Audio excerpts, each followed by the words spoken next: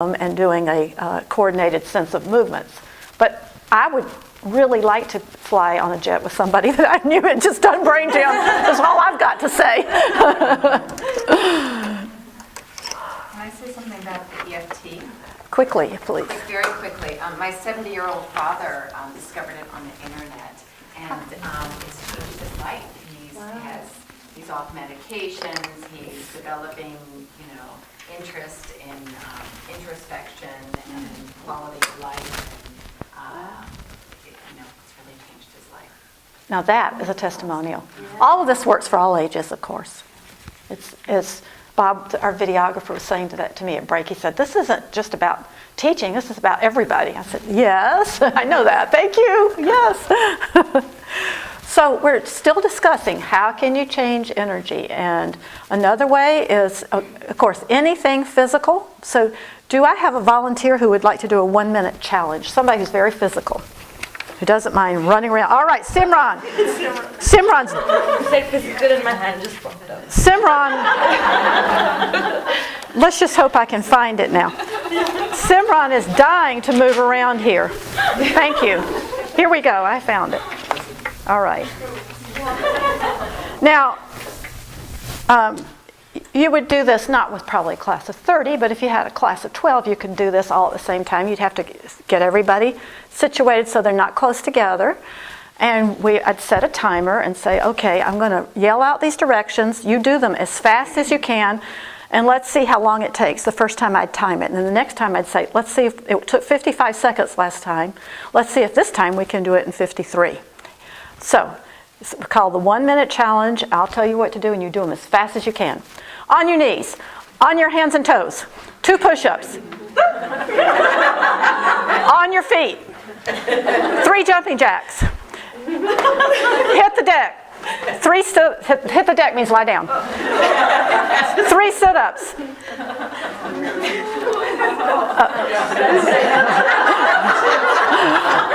On your stomach. On your side. Up, running in place. Touch your toes 3 times. Sit down on your seat.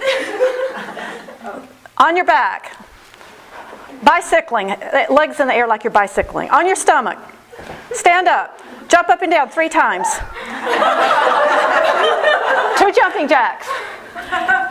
Yell, fun! Fun! Spin around. Sit in your chair. Rest.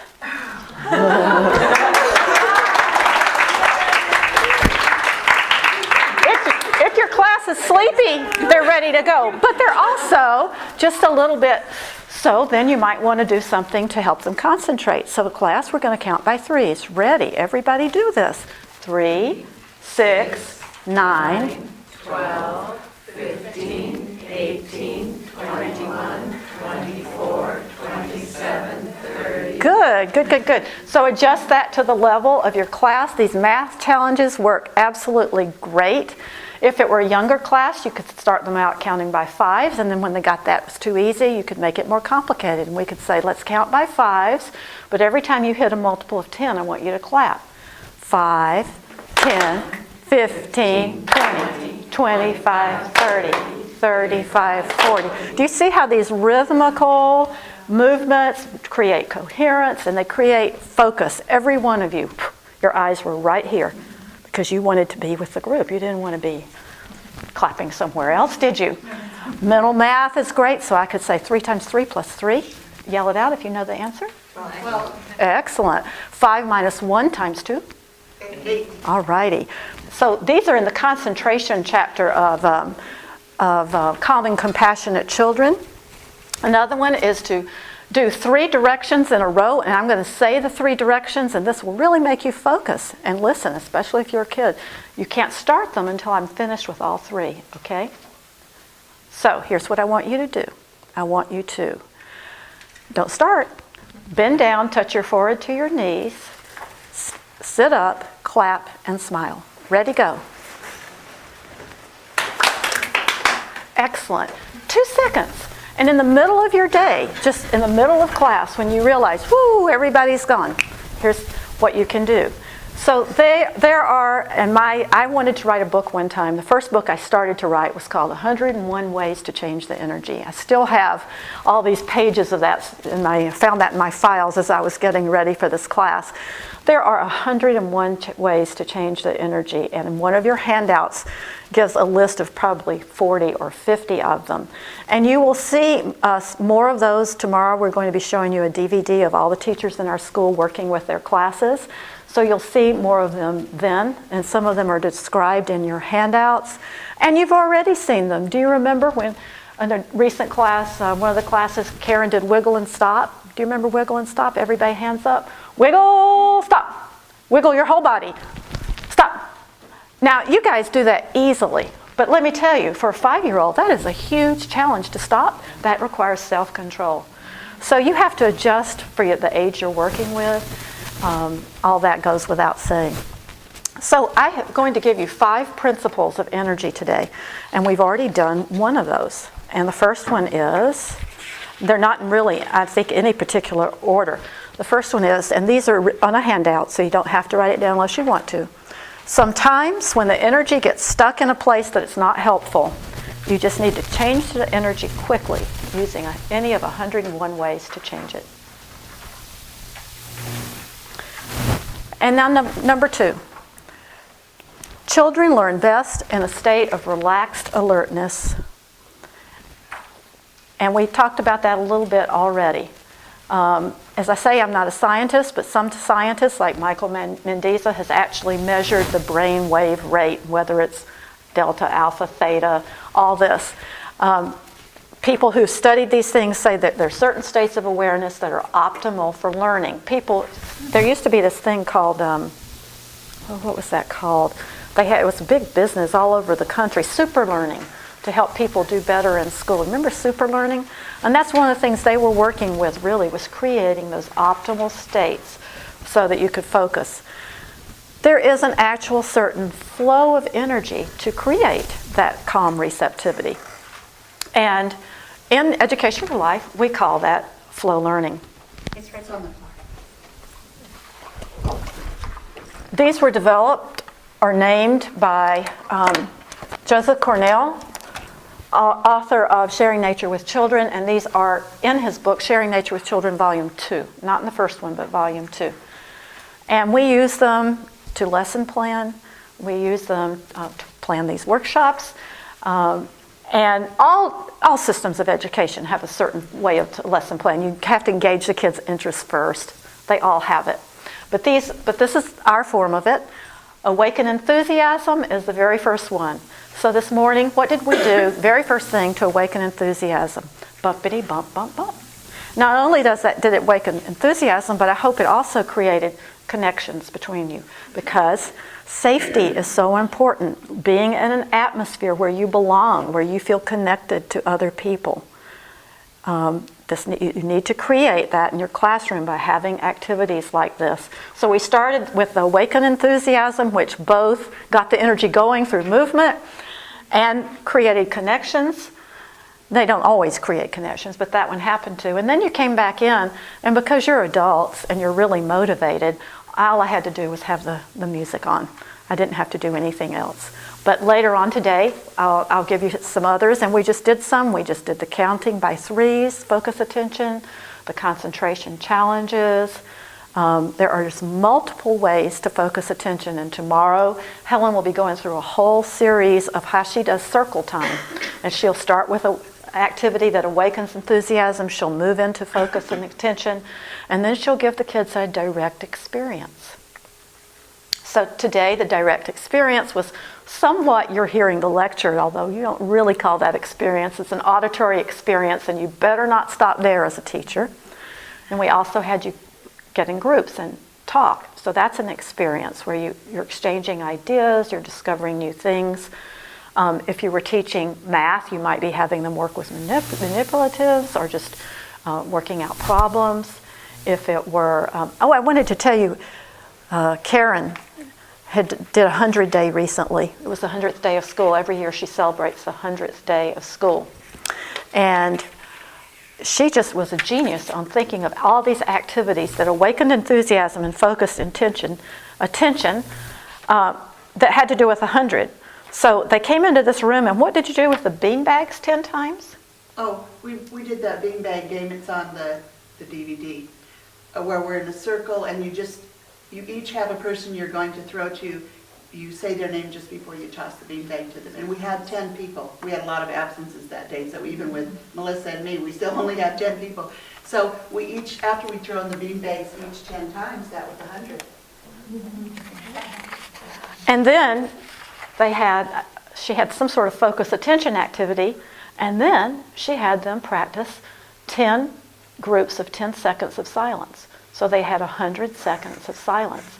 And they were so into it by that time, and they were so into what's 110 times 10 and all that, that they actually succeeded in practicing 100 seconds of silence. So in your handouts, you do have a sheet on flow learning. You might want to look at that now.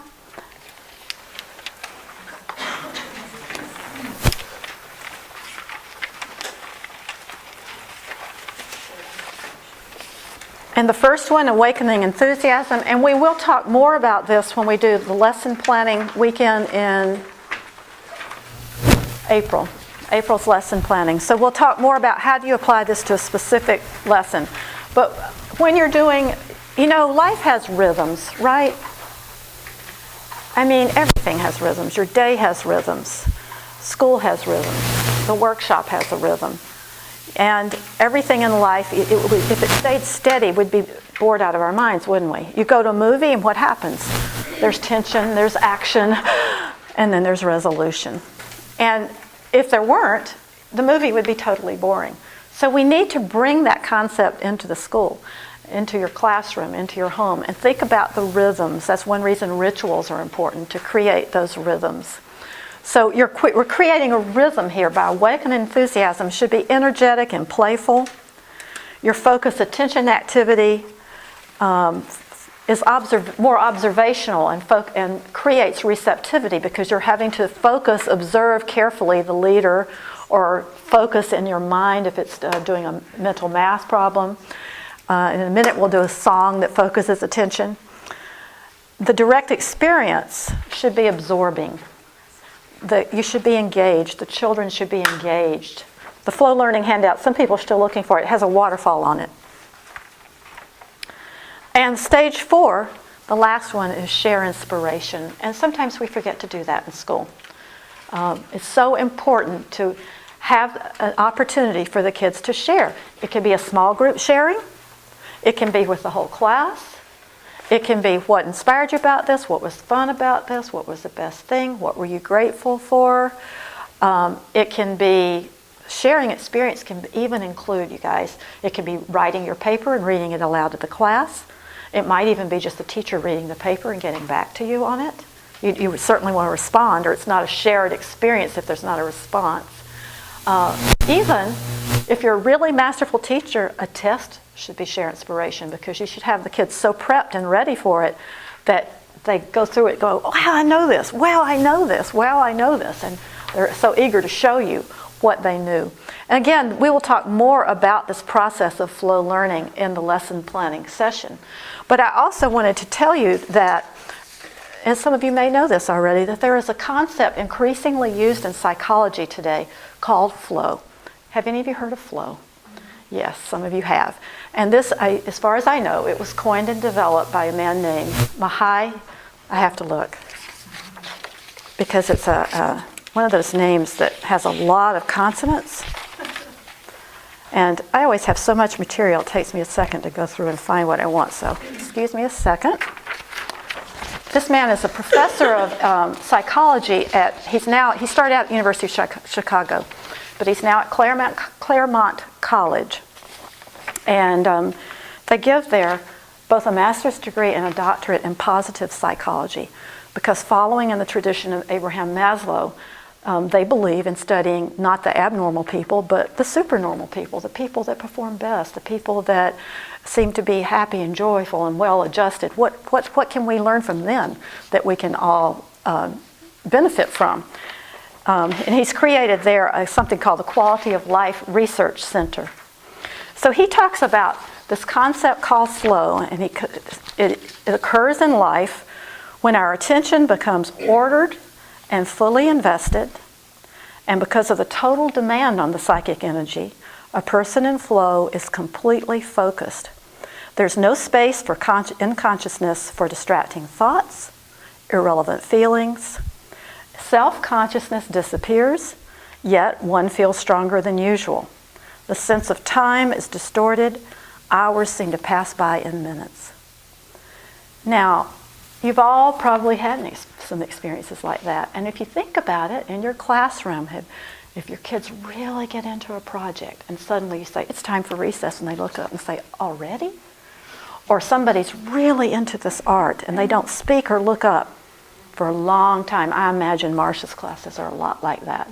Because, and all the self-consciousness is gone. It's not, look, teacher, what do you think? It's just the process. It's just the flow of energy. You know, and you could think of it like, you've heard about athletes experiencing it. When they say that they're just into the zone. That's their quote, their phrase for it. I was in the zone. And that's how the ideal classroom, we should be in the zone at least 2 or 3 times every single day. And it's a challenge, but you can do it when you use these principles. It's not that hard to do. I go into the classrooms and I tell you, it happens in our school, I would say the majority of the time, at least half the time. It is amazing. And another way to put it is the kids are engaged. There are no distracting thoughts of what's he thinking of me, and you know, I'm hungry, and because we make sure they're well fed and they're hydrated, etc. But also the child has to be very motivated. We'll talk about that in a minute. His name is Mahai Csikszentmihalyi. Mahai Csikszentmihalyi. And he's written 3 or 4 or 5 different books, but the one that I love the best is Finding Flow, The Psychology of Engagement with Everyday Life. You're welcome to look at that. He says that it's a full involvement of flow rather than happiness that makes for excellence in life. Happiness being the happiness you get when you get a desire fulfilled. He says, and we all know this to be true, that does not compare to when you're engaged in doing something you want to do to the point that you're identified with it and you lose self-consciousness and time. You even lose all sense of time. Instead of waiting, this is again Csikszentmihalyi, instead of waiting for an external stimulus or challenge to grab our attention, we must learn to concentrate it more or less at will. In order to experience flow, that's what you need to be able to do. And that's what an Education for Life school is all about. It's about creating in the child that power to control attention, which they take out into life in every area. It goes way beyond the academic scene. It goes into so many areas.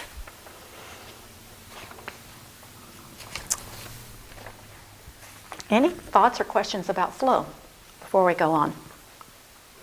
And actually, I have one more to tell you before we have Helen come up. And that one is, and it's on the handout, overcoming inertia is difficult. Inertia, the state of no movement. Haven't you all experienced that with your kid when they absolutely are in an I won't mood? Have you ever experienced it with yourself? Of course.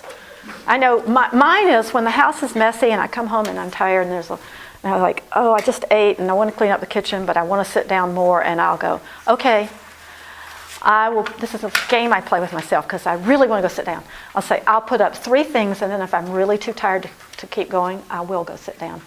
So I trick myself into moving, and I put 3 things away, and about 2/3 of the time, what happens? And then I just start putting everything away. So this is what we need to do with kids.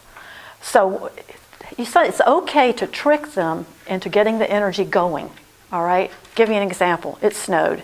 Kids are like, ooh, let's play in the snow, let's play in the snow. Lorna knew right away that they needed to play, they needed to go outside to get the fresh air, and that then they'd have that calm, receptive state so she could teach the rest of the day. So she says, we're going to go out and play in the snow. 2 kids say, I want to stay inside and do math. Well, they said that because they knew that might get a yes. They didn't say, I want to sit around and lays around and talk to my friend because that. So Lorna came to the office and said, 2 kids don't want to go out and play with the snow, so I'm going to leave them. Is it okay if I leave them in? You know, we don't ever leave kids unattended without some adult, in earshot knowing they're there. I said, that's okay, Lorna, but you tell them that I will only watch them if they go outside with you and for 10 minutes. And after 10 minutes, they can come back inside. What do you suppose happened? Do you think that in 10 minutes they said, I want to go back in now? No, because once they got over the inertia and went outside, they were having a ball. We have a wonderful class photo. Any of you are on our newsletter list, and if you would like to be, tell Rose, give her your email. She has your email. Just tell her you'd like to be. You saw a picture of them that day. Once they got into it, and that's why those of you who've done writing workshops, those teachers who've done writing workshops, that you know that about teaching writing, that they say when you give a kid a topic to write on, and they remember, you know how they'll say, I can't think of anything. You know how hard it is to start. And they say, just have them write anything, even their name, just have them do handwriting. It's this principle. Once you get over the inertia and open the tap of energy, then the flow itself will bring more energy, and pretty soon, this happens every time the kids start to write something that makes sense. If you just make them write, just make them move. We can use that with ourselves and with others in so many ways. The Hunter thing with the handwriting was an example. Another example, long years ago, Karen had a student who would just melt down at math time. He could not start. He could not make himself start. Nothing would work. She knew he could do it, but he couldn't start. Finally, she had this brainstorm, and she took the math sheet she wanted him to do. She wrote down 2 problems, and she gave him just those 2 problems. Said, you just need to do these 2 problems today. They were done. Oh, wow, look at that. I bet you could do 2 more. Want to try? Sure, 2 more. And it worked. He did the whole sheet by 2, 2, 2. Then the next day, 3, 3, 3. Eventually, by getting the energy going, he was able to prove to himself that he could do it. So sometimes you have to trick the class, trick a kid. It's more important that the energy get going in any way than they do the exact thing you're asking them to do. If they can't do that, any way that you can get them moving, energy started, even to the point of, will you take this to the office for me? And the kid's like, oh yeah, good, a chance to get out of here. But you know what happens? They come back and sit down, and they've moved, and then all of a sudden they start doing something. It's just amazing how this works. Now, corollary of this, sometimes the kids who have a lot of energy, those high ego active kids, or even light kids if you're doing things that they don't think are worthwhile, and these are levels of energy, Tarina, that we talked about earlier. Sometimes what will happen is their energy's like everywhere. They don't stop, right? Whoa. And it's real easy as a teacher to think of that person as the what? Sit down and be quiet, That's the, if I just, when they're absent, everything goes so well. And it's true. I'm not saying, that is the absolute truth. I've experienced, every one of you has experienced it. But I have to tell you, it doesn't help you. It doesn't help us to think that way, does it? What we have to think is, okay, this child has an abundant amount of energy. How do I help them redirect it? So if the energy's there, but it's going in the wrong directions, you don't want to clamp on it. You think, how can I redirect it? And the way I like to talk about this is the corollary of the rule of overcoming inertia is difficult, so do anything you can to get it moving. The corollary is it's easier to tame a rambunctious puppy than to breathe life into a dead dog. And if you've ever had a dead dog in your class, you know what I mean. It's a challenge to redirect.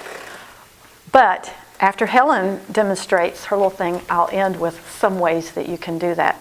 So Helen is going to come up, Helen Gorman, our kindergarten teacher, and she's going to do some little activities with us that I'll just let her describe what she's doing and why she does them. This will be like a little demonstration of some of the things that awaken enthusiasm, focus attention, and so on. Steffi's going to do it with her. I would like that everybody just takes a really deep breath. Another one.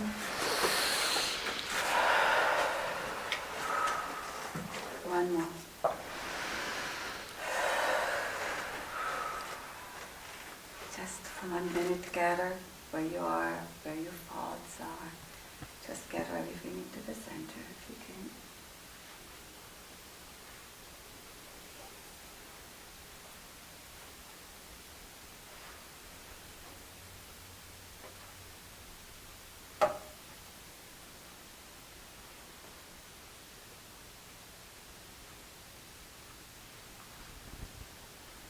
Going to read you a poem. It's a chant actually, I believe. Teach me to give smiles to all, Father Divine. Teach me to smile freely always.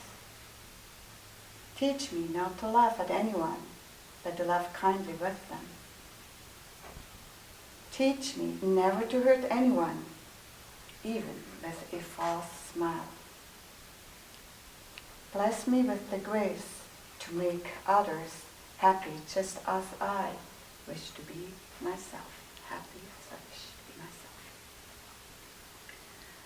Right? One way to start. Usually I have kindergarten, so it's more physical. So I'm going to change the energy so you get to go out. Alright. We're going to start leg in front, so those are little ones. Leg in back, leg sideways, over, up.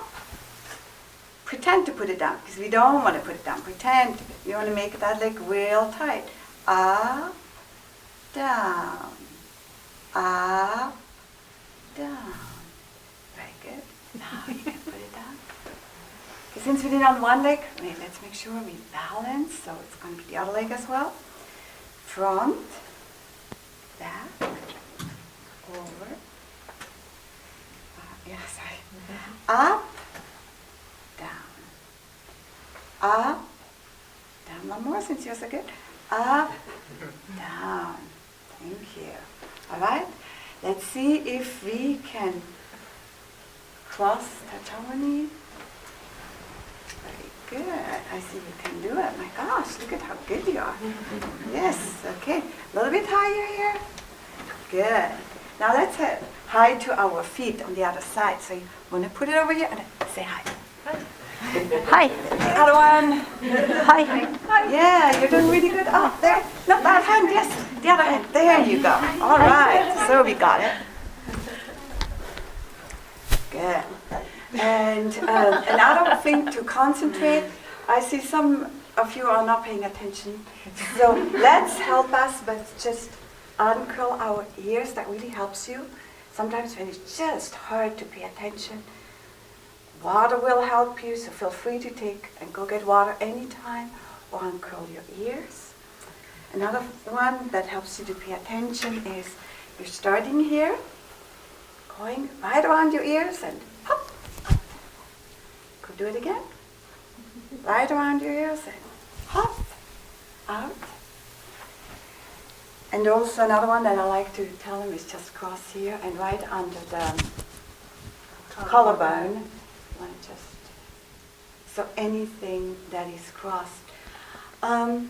Recently, I did just the energizing exercises with all of my kids from Paramahansa Yogananda, but I do them a little bit differently. And certain things I will leave out just because for them it's hard or goes in the wrong direction. Okay, so double breath.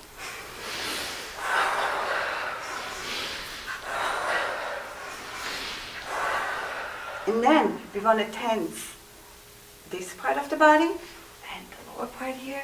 And we're going to go from low to high, sorry.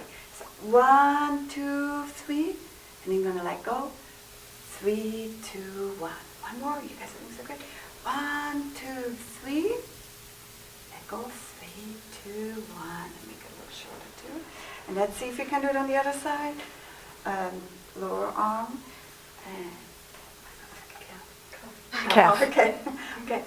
1, 2, 3, really hard, and then I go 3, 2, 1. Let's do one more time.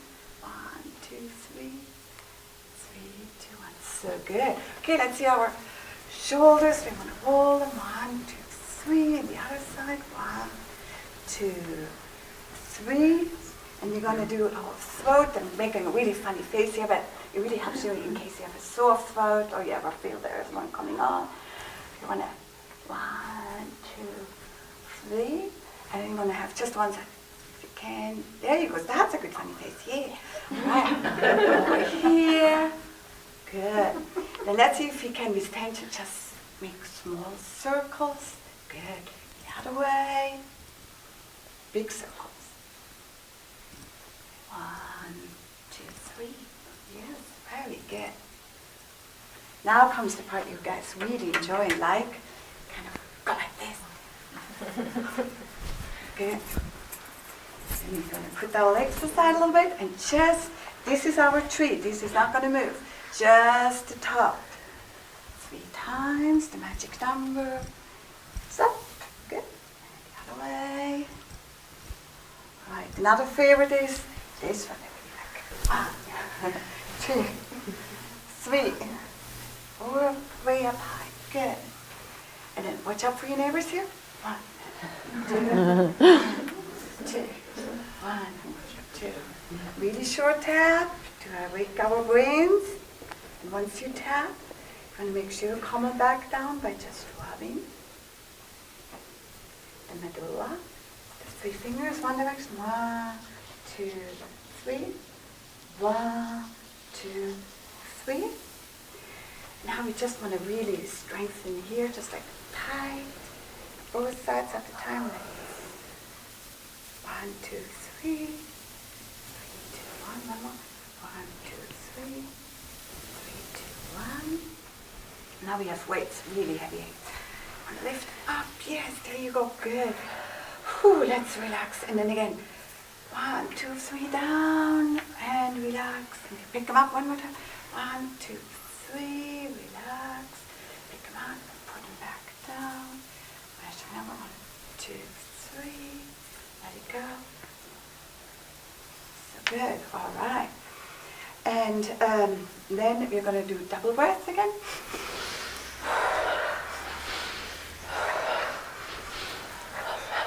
Out again with tension, coming in.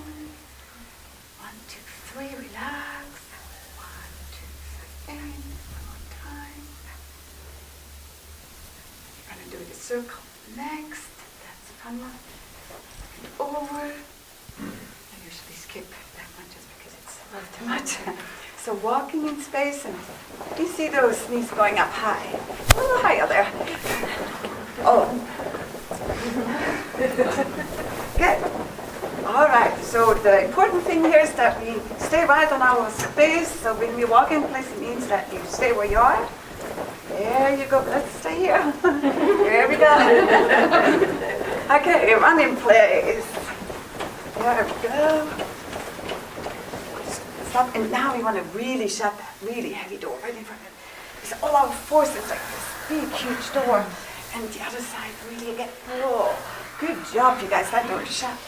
One more time. Other one. Time to relax. So good.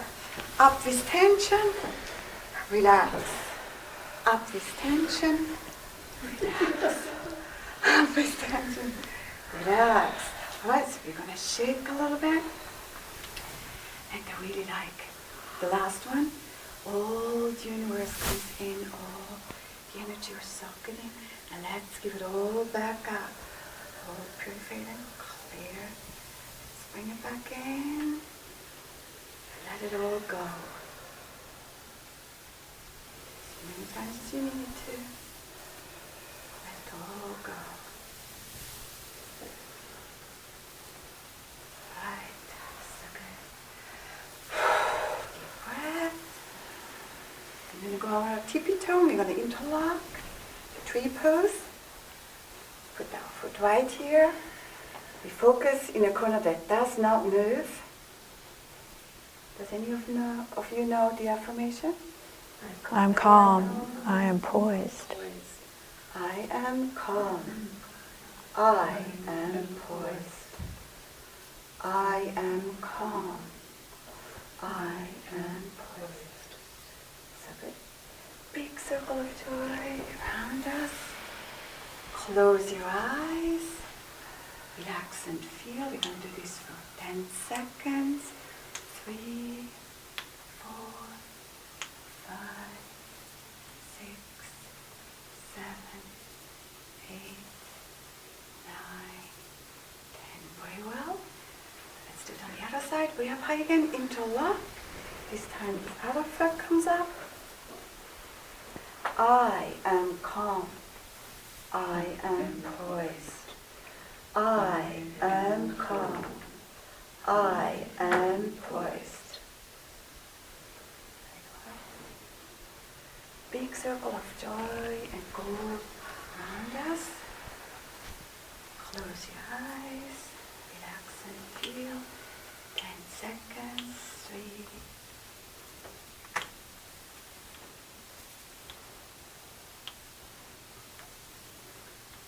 Excellent. All right. So this is usually a good time to sit down, go into prayer. They usually ask for the tree pose. Now since you're sitting, you get to stand back up. We're going to do the 8. So what we're going to do, hold and make the biggest 8 you ever saw. All the way down, all the way up, down. Good. Now let's do the other way. Get upside around. Change to the naked 8. So good. Use your right hand, small 8s everywhere around you. Showing it goes up the middle. And we're going to do it with the left. Any 8 you would like to do. And you turn around and we turn behind you. How you like. Okay. And one laying 8, figure 8.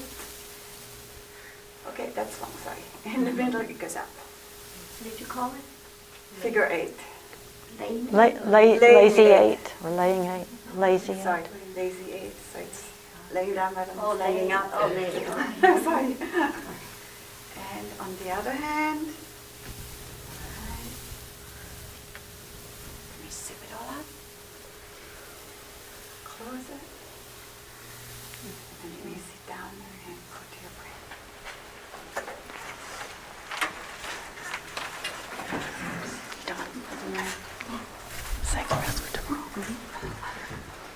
How many of you'd like to be in her class? So the last principle of energy that I wanted to mention today is energy flows strongest where there is desire. Now you may have heard also, the greater the will, the greater the flow of energy. But this is on your handout of the 5 energy principles. Energy flows strongest where there is desire. So something has to grab our attention before we're going to put the energy there. And so how do we use this with kids? Well, we think about their levels of maturity, we think about what their interests are, and we meet them right there. And we grab their attention and then draw them into whatever it is that we want them to do. Another way to put this is we work with the kids' strengths. What are their strengths? We want to, because remember, the things that you concentrate on, you get more of. So if you're constantly concentrating on their inadequacies, the strengths aren't going to increase because what's getting your attention? But if you can find a strength, and sometimes you have to really search with some kids, right? It's all day long you want to be saying, sit down, do this, do that. You need to leap on that strength and give energy there and find a strength that a child has, a talent. And it can be anything from being good at running things to the office. It can be, of course, the traditional things we think about being good at school. I won't even mention those. But it can be good at comforting people when they're hurt on the playground. Whatever it is that you see positive, you want to bring that out in the children and realize that for them to have the most energy for our class, they need to be interested. So how do we grab their interest and attention?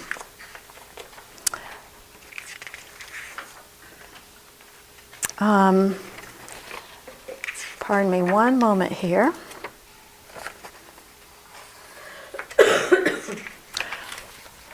So I think too much in education, and you've heard me say this before, but I'm going to keep saying it.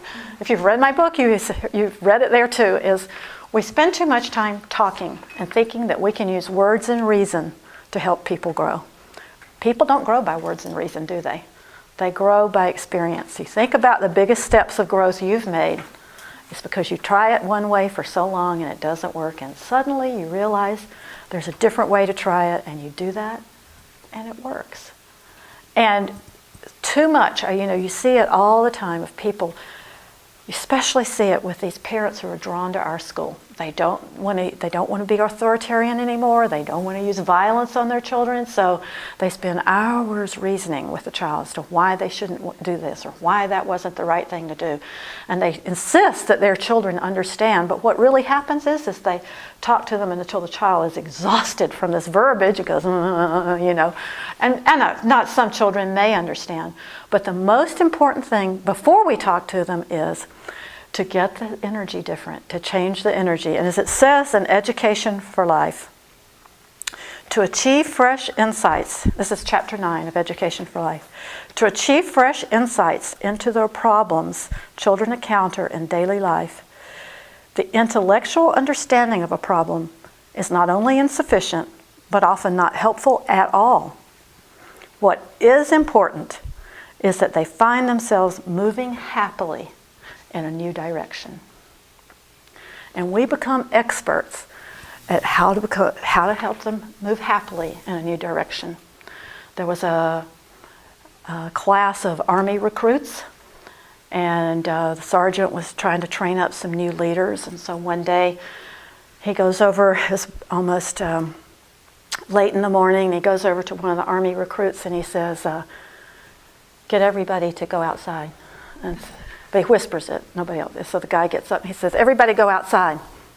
And everybody just sat there. So he said, please go outside. I want you to, it's really important. And everybody sat there.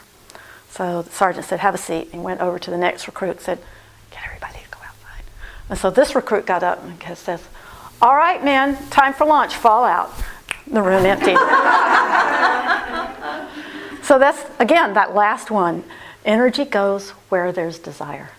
So we become expert psychologists at looking at what's wanted and how can I use that to direct the energy in a positive way that will create harmony and relaxed alertness for the whole class to learn. So that's the end of the flow of energy class.